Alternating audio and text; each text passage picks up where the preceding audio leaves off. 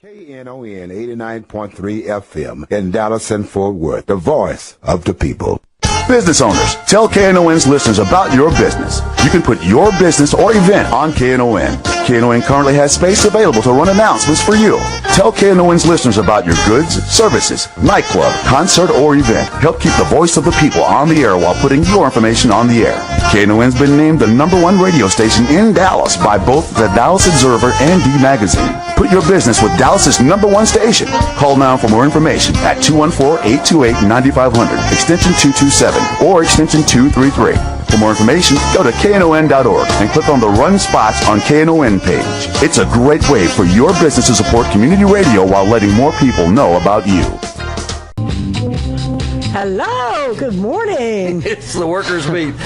This is Gene Lantz and Bonnie Mathias here to talk about what working people are up to and doing. That's right. Here's some of the stuff that's coming up. Today at 5 o'clock in Fort Worth, the Palestinians are marching against the war and the fighting that's going on over there. That's at 100 West Weatherford in Fort Worth. Tomorrow at 5 to 7 p.m., they're going to do the same thing here in Dallas at the Grassy Knoll, which is at 411 Elm.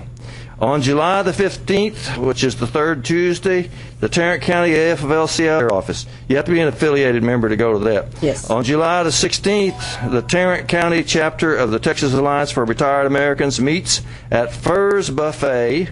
This is at 1 o'clock in the afternoon. They meet at Furs Buffet, 3233 Altamir Drive in Fort Worth, 76116. That's the chapter of the Texas Alliance for Retired Americans. Same day, that evening, 6:30 p.m., the Unwelcome Alec Planning Committee meets They're going to meet July 16th and the 23rd. They're meeting every Wednesday at 1408 North Washington at 6:30 in the evening. Everybody's invited. And they are planning 2 peaceful and legal events. One of them is the teach-in on ALEC to be held at 10 o'clock on noon, from 10 o'clock to noon on Saturday, July the 26th, and that'll be at 1408 North Washington. That's Bonnie's Union Hall. Yes. And you probably arranged that, didn't you? No. And then on the 30th, that's the big day. We're supposed to be protesting ALEC, the American Legislative Exchange Council, on July 30th while they are holding their convention in the Anatole Hotel. We will meet at 11 o'clock and rally until 1 o'clock. We'll meet at a building called the Community Brewery, and it's at 1530 Inspiration Drive in Dallas. So get there at 11 o'clock, and you'll be participating in the rally. What they're going to do is they're going to bus people down to the Anatole where we're going to rally. There is a bus that's going to come from UAW Local 218 in Tarrant County, and they are meeting at 10 o'clock that morning at UAW Local 218, which I believe is 98 West Hurst in Hurst, Texas. So that's the Tarrant County bus that's coming over. Now, one more thing. On July 21st, which is Monday a week, Raise the Wage will be a public forum on the sorry condition of people's wages in America.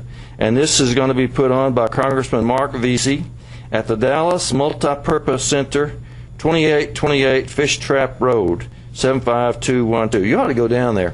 If nothing else, just to find that cemetery, because that's where they buried the people from La Rue Union. Have you ever been down there? No. Well, if you go down Fish Trap Road, which is off Singleton, right, there's a couple of public buildings there.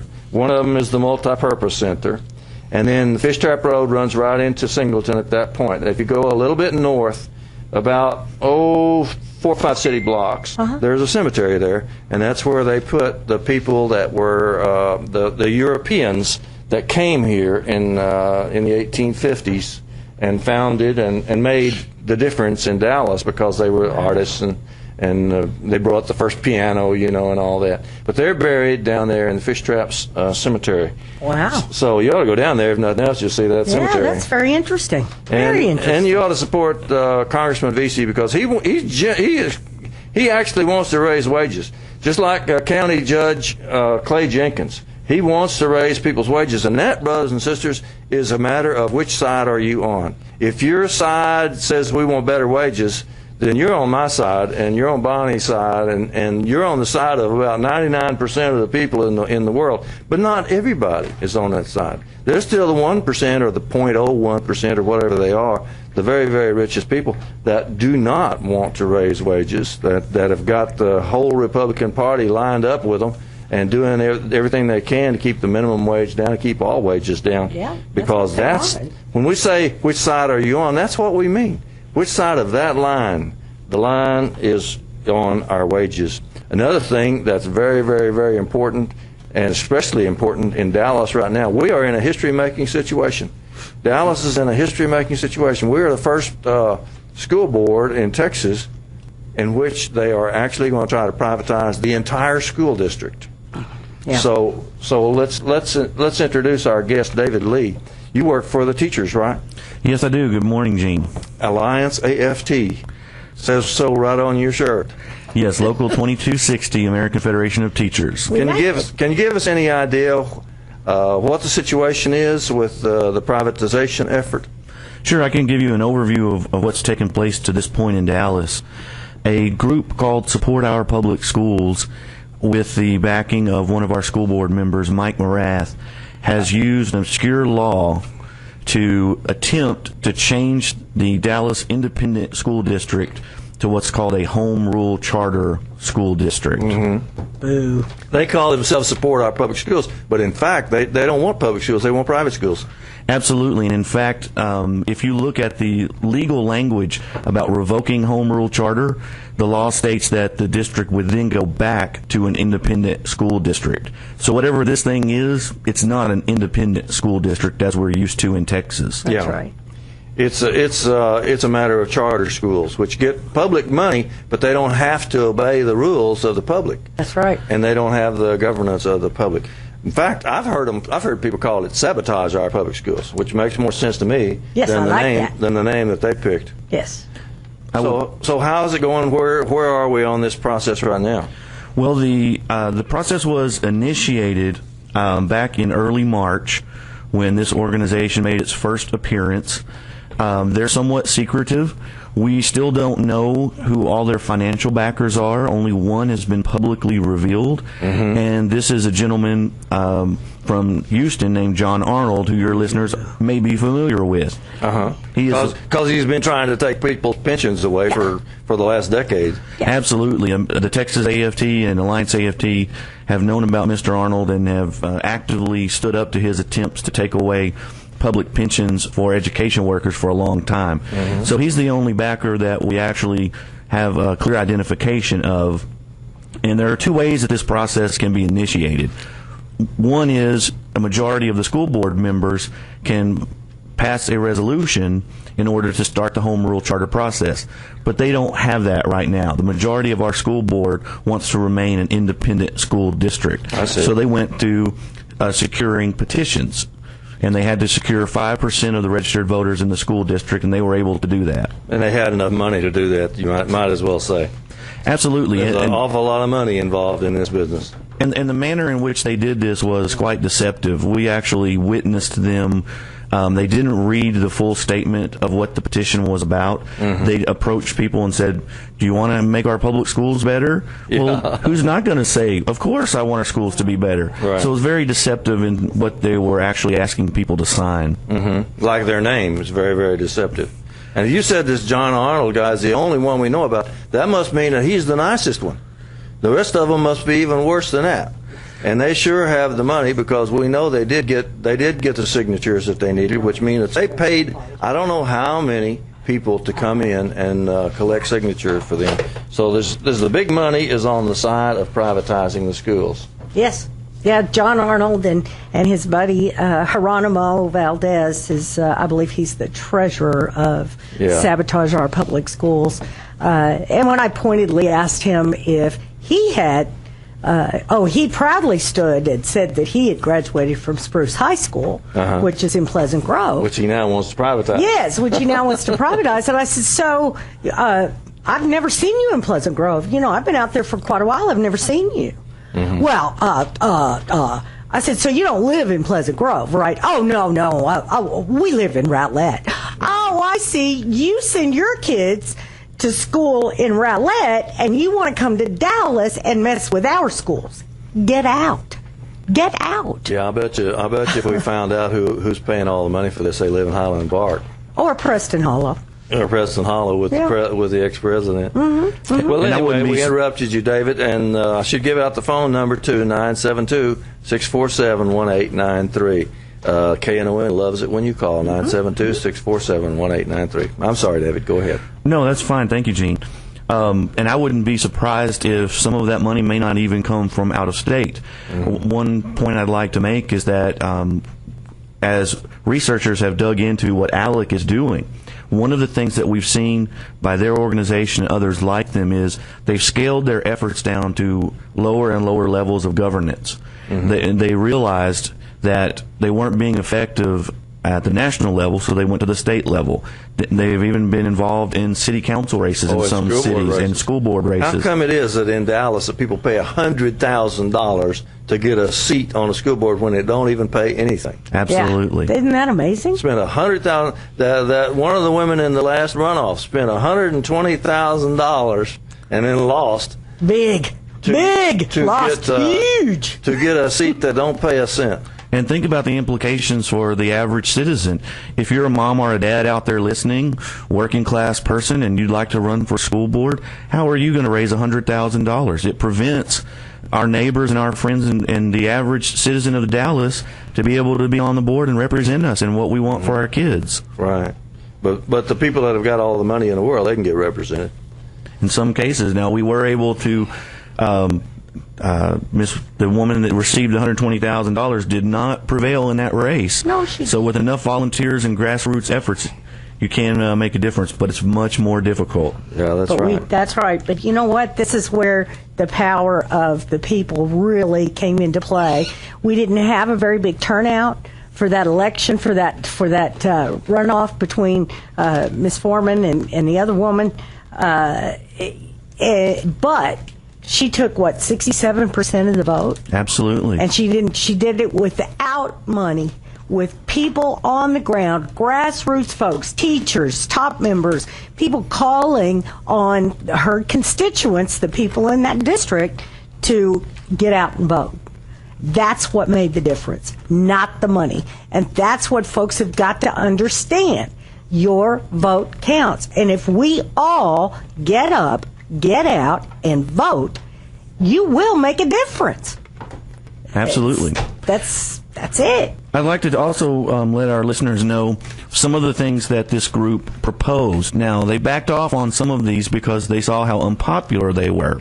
But SOPS was talking about things like an appointed rather than an elected school board. Requirements such as having a college degree before you serve on the school board. Well, think about what that would mean for the citizens of Dallas. We'd have educated idiots. Absolutely. Oh, did I say that? I'm so sorry. I don't mean that against college education. Many people, most people with college educations are very intelligent, articulate folks.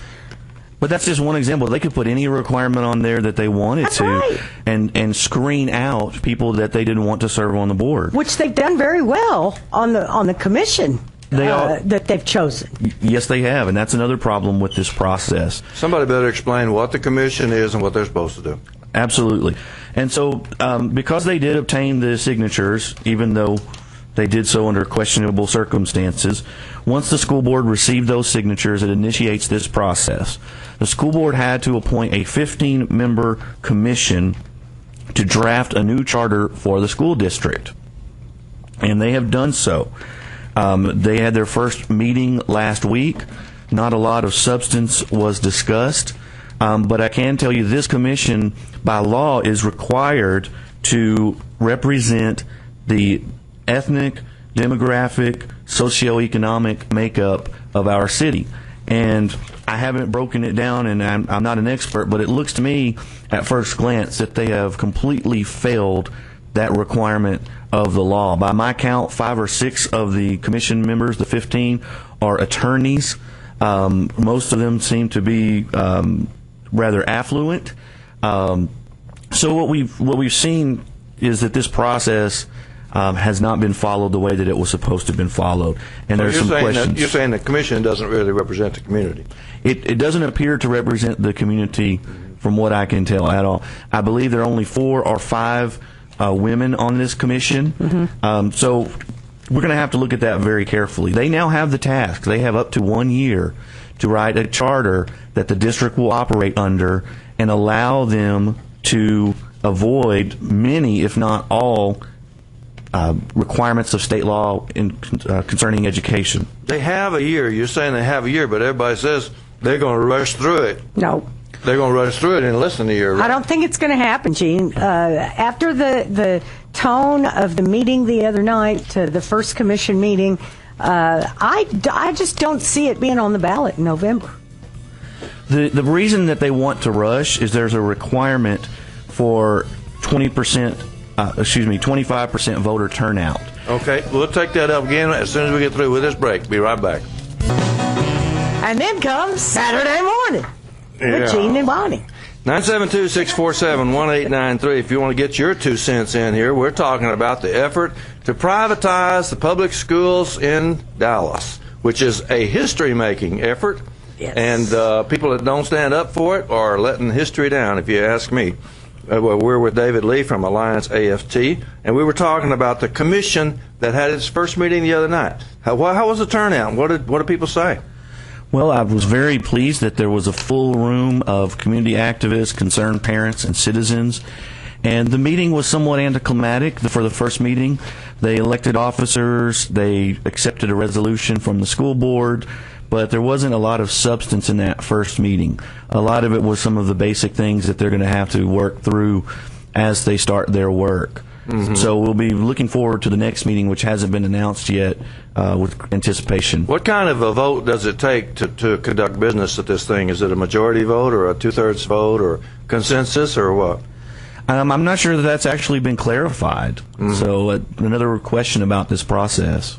So if somebody came in at the last minute and said, here's the whole process, I want to vote on it right now, and if all they have to have is a majority vote, then they could get their business done. And someone has actually attempted that.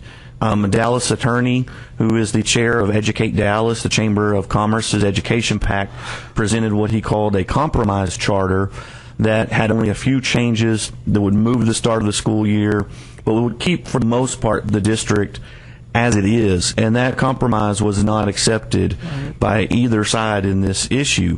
In fact, former State Representative Harriet Earhart described it quite accurately, I believe, as a Trojan horse. That once this is in the door, then you have lost your independent school district, and you have lost the democratic power of voters in an elected board. That's right, and no matter what the charter says, they can change it after they get in power. They can do anything they want to after getting in power. One of the things that would definitely happen is that the school teachers' organizations would not have any power to enforce anything. That's right. Every worker at the Dallas Independent School District, which I assume is tens of thousands of people, would become nothing more than at-will employees. They might as well have a Walmart job. Absolutely. Teacher contracts in Texas are very weak to begin with. You hear a lot of misconceptions, especially in the national media. But we do have contracts in there for a reason. Under a home rule charter, the district is not required to follow Chapter 21 of the Education Code. But this also would apply to students and parents. That's right. Because students in Texas have a right to a due process for grievances with the school district. If your child they can't just kick you out over nothing. Absolutely. Your child is disciplined unfairly. You have a right to a hearing. You have a right to due process. That would not be required if we move to a home rule charter. And don't let them, because I know I've heard some of them say, well, of course, we would never do that. Yeah, they say they won't do it. We would never do that. But they're doing it now. We know that. The bosses say that every time you try to organize something. They always say, oh, no, we're not going to do nothing bad to you anyway. We would never do anything Just leave bad. it in our hands. You know, and we already have a very full juvenile justice system with children that have already been disenfranchised through DISD. And it being ISD currently an independent school district, you know, we have some control over that. But with a charter district, what happens to a kid if they say, you know what, you're a disciplinary issue, you're a problem, we're kicking you out of school? What happens? That's a great question. I know with current charter schools in Dallas that many of them do expel students with no explanation, because we receive them in Dallas ISD, and often when Dallas ISD contacts the charter school, there's no response or it's incomplete. And so you don't know why this child was removed from the school. Mm-hmm. So they don't have any rights. Another no due process. No, charter schools in the area have appointed boards. I don't know of any charter school in Dallas that has an elected board. Mm-hmm. So if you have a real issue with a charter school, if your son or daughter is in a charter school, your only real option is go to the Texas Education Agency in Austin and hope and cross your fingers that they will take action and listen to you. And what parent has time for that? Mm-hmm. Well, yeah, especially, I mean, even if a child gets in trouble for truancy.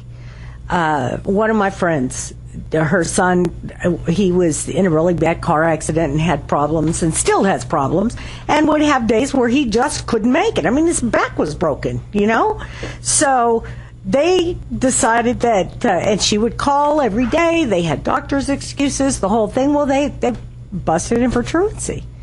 Do you know the truancy court? Now, we live in Pleasant Grove. The truancy court is over a marsh lane in North Dallas. Mm-hmm. So she had to take off a whole day from work. It just happened to be raining that day. So, you know what it's like driving 635 in the rain. Anytime for that matter. But it was a horrible experience just having to get over there and not knowing what to expect. Now, luckily in her case, the judge was very sympathetic. He understood completely, and he made the school back off. But she did have she did have the right to appeal. Right. It's ridiculous. And she ain't going to have that if the charter, if the schools get privatized, right, David Lee? Correct. That is no longer a requirement under state law. Now, the way I understand it, the Sabotage Our Public Schools people want to rush this thing through and try to get it on the ballot in November, because they think that November is pretty much their only shot to get it passed. Mm-hmm.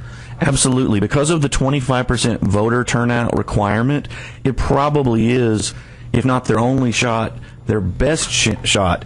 The next election that they would be looking at with that level of a turnout would be in 2016. Yeah, the presidential election. But it raises a question, and I think it's an interesting question, that if Save Our Public Schools, or Sabotage Our Public Schools, I like that, knew about this 25% voter requirement, and they knew that when they started this process, it would be very difficult, if not impossible, to complete a charter in time to make the election, why wouldn't they have waited?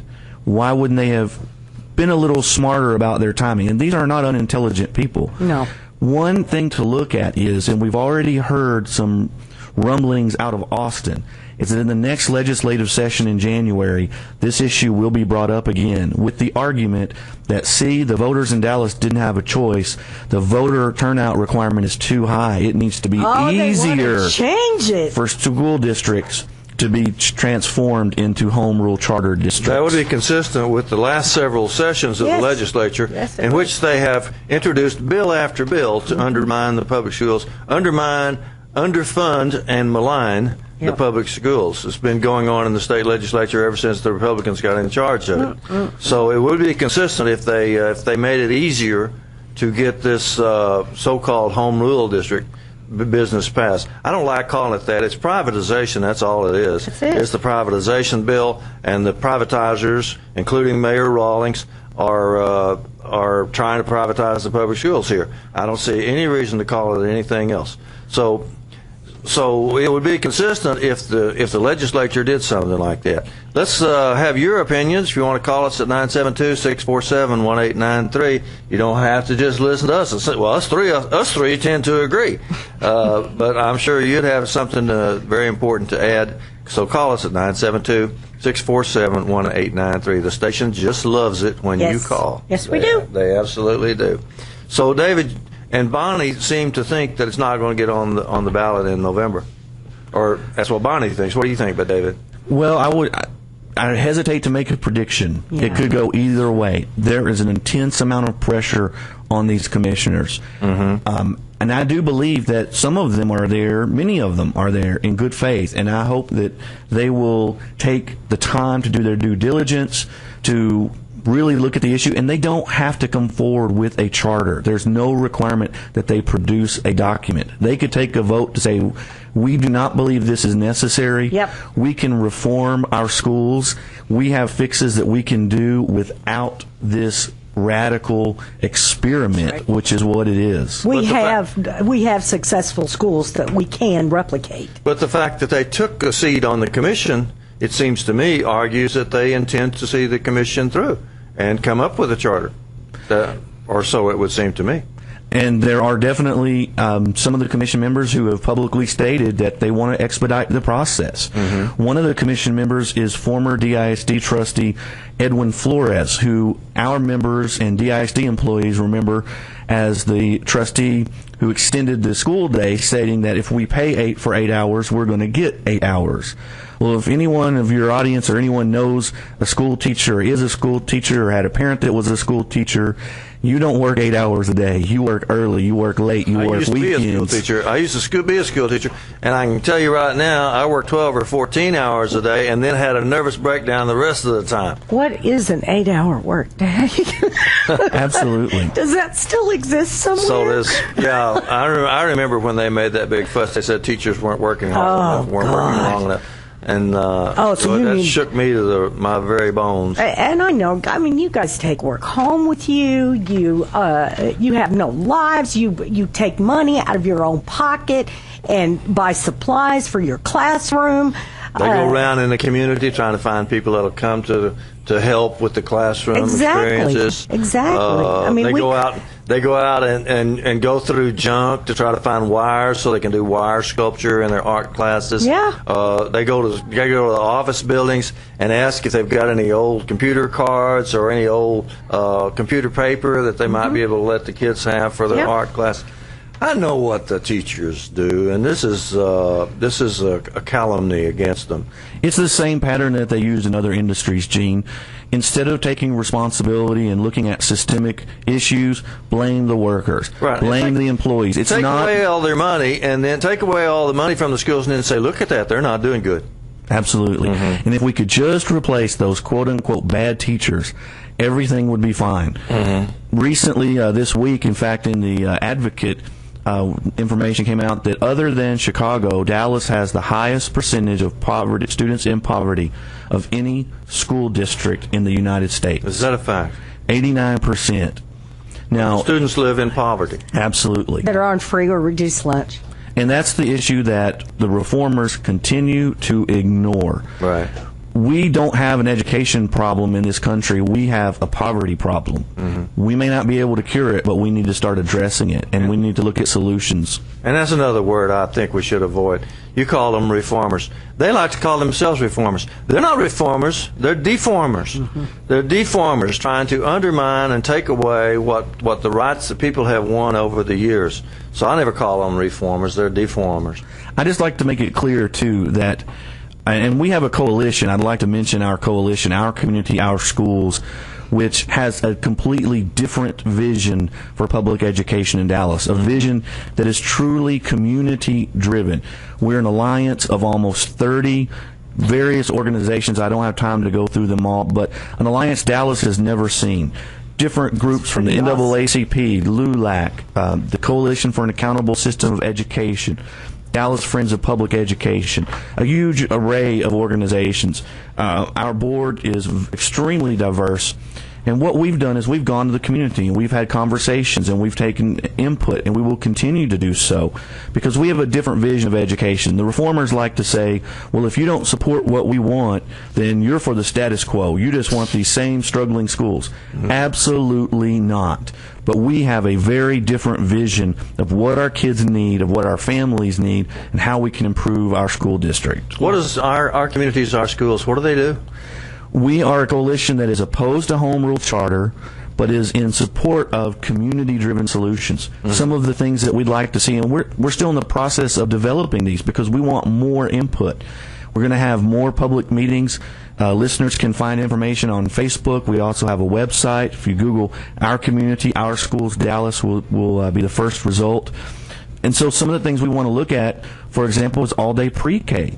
They were able to do this in San Antonio for every child in the city. We know that the achievement gap, in other words, the fact that historically African American and Hispanic students lag behind their Anglo peers, that happens before kids ever come to school.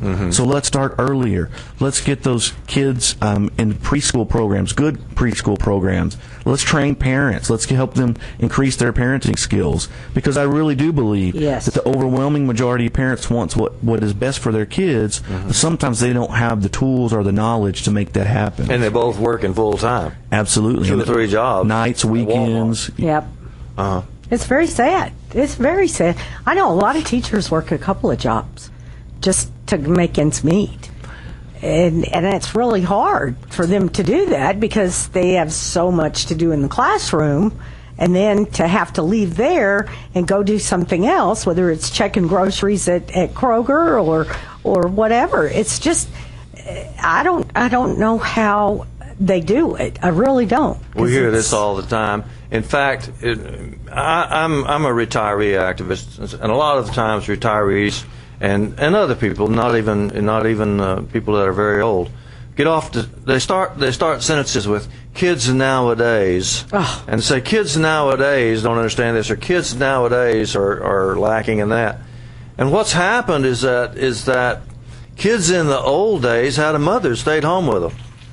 They don't have that anymore. No. Nowhere nearly. No.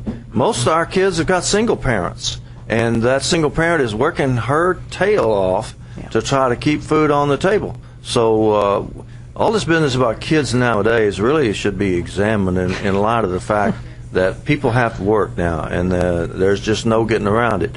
We didn't want it to be this way. The bosses made this world the way they made it, and they've created a bad situation for children that needs to be rectified. No question about that. But David, your suggestions you don't have to privatize the schools to implement those suggestions. Absolutely not. We do need to adequately fund them, and that's an ongoing issue in the state of Texas. But we can continue to operate with single-member districts, democratically elected trustees, and continue reforms and moving our schools forward. Absolutely. Right. Did you note that the Republican platform that was formed in Fort Worth about a month and a half ago took the stand that they should cut funding for education at all levels? That's just college and graduate school, that's high school, that's middle school, that's elementary school, that's pre-K, and that's kindergarten and pre-K. And that is exactly, as you mentioned earlier, a plan that they have and have been following for a long time to underfund education so that schools cannot be successful, then publicize their struggles through standardized testing, proclaim failure, and privatize them. That's the agenda. That's right. Boy, and that's been going on nationwide. Right. President Bush was, in my opinion, one of the worst villains in all this. People who he just pushed aside all of everything that we know about educating children, helping children, and just said, look, we're going to give them this test. If they don't do good on that test and they're failing and their school's failing, and we have to sell the school and kick the kids out. And that's pretty much what happened. And they put it in a really nice way. They said they were going to really help the children and all that, but they always do that. They're liars. Let's face it. You know, it's like right to work. Doesn't that sound good? That sounds really good, right? Yeah. Right to work. They said they're really going to help the workers. Yeah, and what did he do? The bosses always say they're going to help the workers. Yeah, it's just like trickle down doesn't. Well, after we get back from this break, call us at 972-647-1893, and you can sound off a little bit of your own. We'll be right back. Okay. He just wants to know the guy that called just wants to know the hours and times for the anti-ALEC events, which I announced at the beginning of the thing. Okay, we'll read that again. Okay. The teach-in on ALEC is at 10 a.m. to noon on Saturday, July 26th at 1408 North Washington in Dallas. That's Bonnie's Union Hall, CWA 6215 Union Hall. 10 o'clock Saturday, July 26th, 1408 North Washington in Dallas. Now, the big protest, we're not going straight to the Anatole where the ALEC is. We're going to meet at the community brewery at 11 o'clock. We're going to have buses take us down there. We meet at the community brewery at 11 o'clock on July 30th, and the community brewery is at 1530 Inspiration Drive in Dallas, 1530 Inspiration Drive in Dallas. And it's the most complicated demonstration I've ever been in. But this is exciting, y'all. We're getting, and we'll it might be the biggest. It might be the biggest. I mean, we're going to have box lunches. We're going to ask for donations, but you certainly are not required to make a donation. We will need volunteers for the 30th. Mm-hmm. So if you're interested, please call Rosemarie Rieger at Jobs with Justice. Folks, let me tell you how dedicated Miss Rosemarie Rieger is. Mm-hmm. We had a meeting on Wednesday evening. Rosemarie is in Germany. It was 3 a.m. in Germany, and Rosemarie was on the phone with us, making our preparations for this rally on the 30th.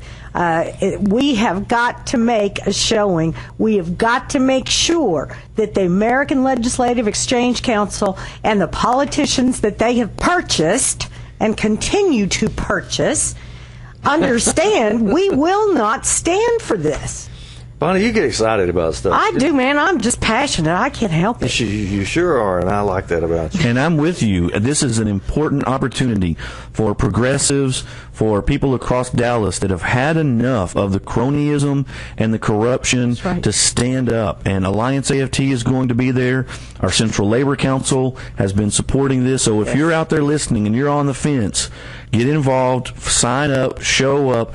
Let's let them know that there is a strong progressive community here in Dallas, and we've had enough. Stand up, fight back. That's you guys, you're not making the connection, though. I mean, what's ALEC? You start talking about ALEC, and we've been talking the whole hour about the privatization of Dallas schools. What's the connection? These guys write the legislation to make it happen. They're the privatizers. They're the privatizers. Absolutely. And this law, this specific home rule charter law that was passed back in 1995, was passed because they could not get a voucher law passed at that time. Mm-hmm. This process is a way to get control of school districts without having to have vouchers, which the public has not supported. Right. And ALEC has been one of the chief organizations pushing this. And I know you've talked about ALEC quite a bit, but for anyone that's not sure, this is where politicians meet with business leaders and pass mock legislature and debate and discuss and then take it back all across the country to be passed and implemented. You probably already mentioned this before on your show, but the Stand Your Ground laws are a prime example. Yep. Those laws came out of ALEC. But we've been talking mostly about privatizing. And voter suppression. And, of course, I'm always hollering because I call Mayor Rawlings the big privatizer. But the truth is, ALEC sponsors privatization bills, right and left. And I'm sorry, I saw Mike Rawlings spoke at the State Democratic Convention and said he's a Democrat. Said he was a Democrat. On what planet is that man a Democrat? And it's interesting that the Democratic Party has adopted a resolution against home rule charter. Exactly. Yes, they have. It was a very nice resolution. Yes, excellent resolution. But on what planet is this guy a Democrat? Is he like that judge that keeps what's the woman that's running against Craig Watkins? Well, I was a Democrat, but then I went back to being a Republican, and then I was a Democrat again. And, oh, boo, I'm a Republican again.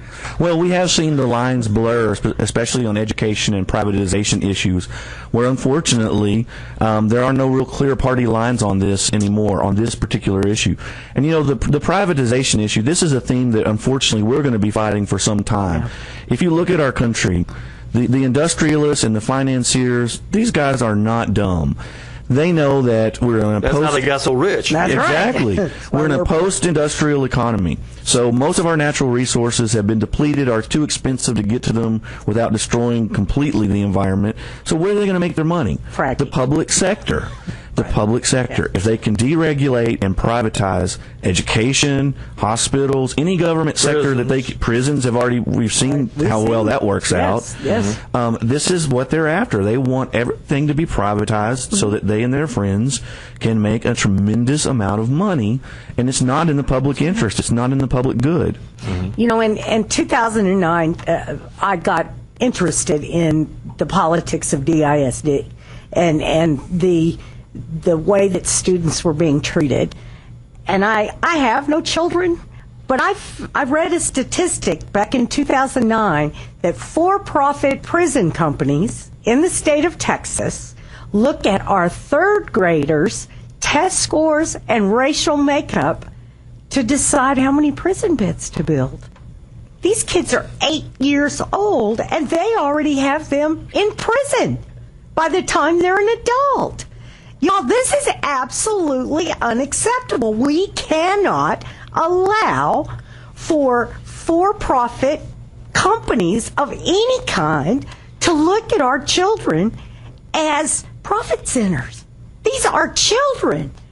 It's just like the kids, the immigration, you know, this is no different than when the slaves in the South were trying to save their children and putting them into the Underground Railroad to get them to the North, to help them to save their lives. These mothers and fathers are doing the same thing. These are children. Regardless of what color they are or where they came from, they are our children, and we must treat them with dignity and respect. 972-647-1893 if you'd like to get your 2 bits in.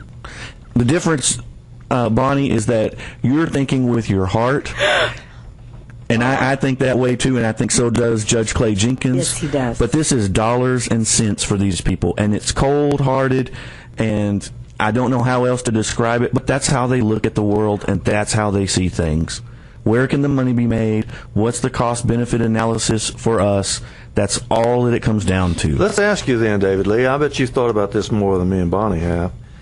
How are they going to make? Let's say they privatize the schools. That means that corporations will basically be telling them what to do and what not to do. How are they going to make money out of that? Because the state funding will be attached to the students.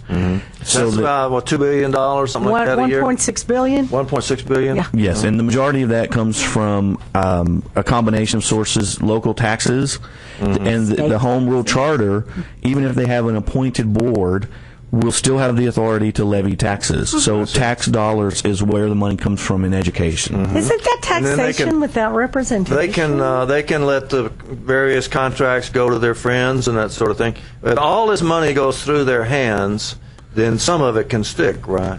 Well, what we've seen with charter schools, because they are no longer required to, or they would not be required to follow the state minimum salary schedule, is that charter school teacher salaries tend to be very low. Charter school administrator salaries tend to be much higher. And there have been numerous reports of charter schools where a husband and wife run the school, or 3 or 4 family members are the administrators. So there have been some very deceptive practices surrounding compensation. Can you say prime prep? That's one of the most widely known examples in the Metroplex, for sure. So that's one way they can make money. I thought of another way, though. Let's say they want to close a school. They pick a school they want to close and sell the real estate. That's a lot of money. Absolutely. It's not just the $1.6 billion that goes through their hands every day. It's also the real estate. I have no idea how much real estate the school district owns. You know, I don't either. It's prime real estate. All over the city, in various locations. What's interesting is that some of the deeds for the properties actually require that the land be used for a public school. So what they might run into is some problems with, if the descendants are still around, if they want to sell that property. But some of the property, I'm sure, is free and clear for them to use as they would like. And then they're not going to close the schools that the rich people want. They're going to close the schools that the poor people want. That's right. We saw Everything is going to be tilted toward the rich once the rich are completely in charge. Public schools, not perfect by any means, but at least they're public. At least people have some say-so. And if they want to turn out at elections, they can make a difference. Private schools, on the other hand, belong to the people that are making the money from them, and it becomes a whole different, the axis changes completely. Instead of saying, how can we serve the children or serve this community as best as possible, the answer, the question is, that's not even the question anymore. The question becomes, how are we going to make the most money out of this? Yep. And that might mean closing the school. It might mean kicking half the kids out. It might mean getting rid of the teachers and hiring a bunch of people, going down to Walmart and getting some of the ones that are trying to get Walmart jobs. Mm-hmm. And it could mean almost anything as far as making more money for the people that are in charge. And unfortunately, what we've seen, Gene, is with charter schools, is we've seen our schools become more segregated, resegregated again. That's right. One of the benefits of democratic public schools with the democratically elected school boards, and I have 2 little girls at home that my wife and I sincerely hope will be attending public schools if they're still there, is they're important for democracy. Yeah. Because you learn about the people in your community. You learn to function in a multicultural, diverse society. I'm afraid we're going to lose that. If everything becomes privatized and charterized, there's no incentive anymore for schools that represent that diversity. Everything's going to be compartmentalized, and the rich people will go to their schools, and everyone else will go to their schools the best they can, and we'll have an even more divisive society than we have currently. And that's scary. That's very scary, because it's pretty divided right now. The bosses don't mind that. No, they love it. The bosses like division. The bosses like having a bunch of people that don't make any money at all or make very, very little money. And in fact, they were very happy under slavery. They were doing just fine under slavery, and it took an army to defeat slavery in this country because the bosses were profiting and doing just fine as long as they didn't have to pay anybody anything. That's right. So let's keep in mind who we're turning it over to here. We can't turn it over to them because we are the people. Mm-hmm. You know, I just noticed an article on the wall of the Union Hall that I wrote several years ago about the foreclosure crisis. And I was saying the same thing then, and I'm saying now. Get up off of your butt. You have got, democracy is not a spectator sport. Yeah, but Bonnie, lots of people don't want to get out and demonstrate and that sort of thing. Okay, that's fine. Because vote. It's for example, it's not dignified. You know, they don't feel dignified. Oh, I see. Well, you know what? Do you feel dignified living in poverty? Uh-huh. And another thing, too, is calling people. You know, we don't like to call people. We feel like we're intruding. I call people all the time. We have a phone bank every Tuesday evening, starting at 5 o'clock at my Union Hall. Phone banking every Tuesday. We have 14 Tuesdays between now and Election Day in November. You know, people are not naturally modest, though. We don't want to get out there. We don't want to be seen. We don't want people talking about us. Gene, that we don't want to be on you. television and stuff like that. Yeah, it's not you. It's not me. No, we're not talking about me. I'm talking about us. In general, people don't want to do things. And I have this question for people who say that. My question is, what are you going to do? What's your plan? Yeah. Because it ain't like we're different. It's not like we want to make phone calls. We want to get out on the street and stuff like that. We have to. People have to. We have to. And, well, unless we think of something better. Now, maybe somebody got some magic formula or something. I wish they'd hurry up and come up with it. They don't feel, and they don't have to do anything that seems undignified to them or seems like too much trouble or just seems like just kind of out of line of what they've been doing up until now. Well, that's why you have to get up, get out, and get involved. Whether it's sending an email to your congressman or calling his or her office to express your opinion about something, whether it agrees with theirs or not. The Black Panthers had a great saying about this. If you're not part of the solution, you're part of the problem. You are part of the problem. That's right. 972-647-1893 is the number. We're running low on time, but there's still time to get your call in.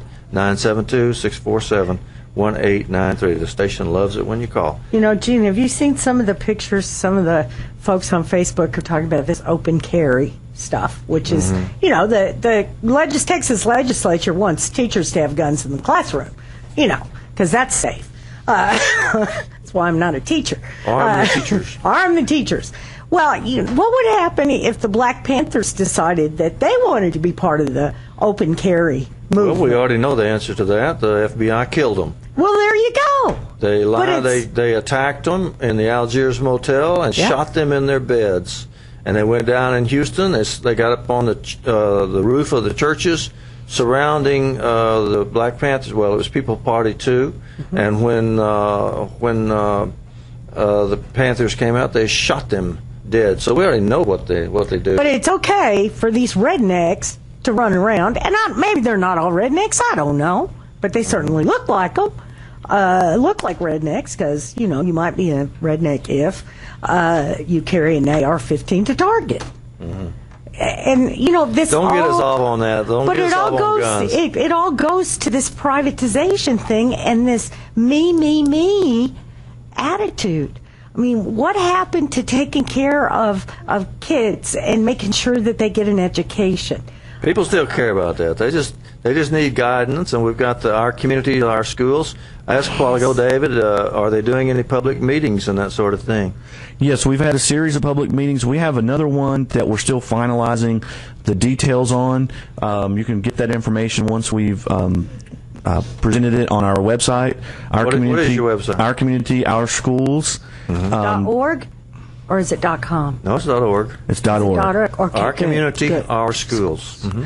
And we're also on Facebook, and we'll be presenting that, making that available. We're still trying to finalize the date and location. This one is going to be in North Dallas. Okay. We've been in all parts of the city, and we'll continue. You've already done a whole bunch of these town meetings. Yes, we have. We've been in South Dallas and East Dallas and West Dallas, all over the city. We've done a series of 4 and had great turnout. Good. Parents, students. And they had a real opportunity to have some table discussions. What do you want to see from your school district? Mm-hmm. How can we move forward? Real community input. And I would encourage listeners, come down to the DISD school board meetings and briefings if you can. Sometimes it's a long meeting, but maybe just sit there for 30 minutes and listen, or make a presentation to the school board if you've got some suggestions or some ideas. Check with your local school to see how you can get involved. We always need tutors and people to read. Excellent. All right, idea. thanks so much, David Lee, for telling us, from Alliance AFT, telling us about the school privatization thing. Thanks to Bonnie for being here, and thanks to you for listening. Knon 89.3 FM in Dallas and Fort Worth, the voice of the people. Business owners, tell KNON's listeners about your business. You can put your business or event on KNON. KNON currently has space available to run announcements for you. Tell KNON's listeners about your goods, services, nightclub, concert, or event. Help keep the voice of the people on the air while putting your information on the air. KNON's been named the #1 radio station in Dallas by both the Dallas Observer and D Magazine. Put your business with Dallas's #1 station. Call now for more information at 214-828-9500, extension 227, or extension 233. For more information, go to knon.org and click on the Run Spots on KNON page. It's a great way for your business to support community radio while letting more people know about you.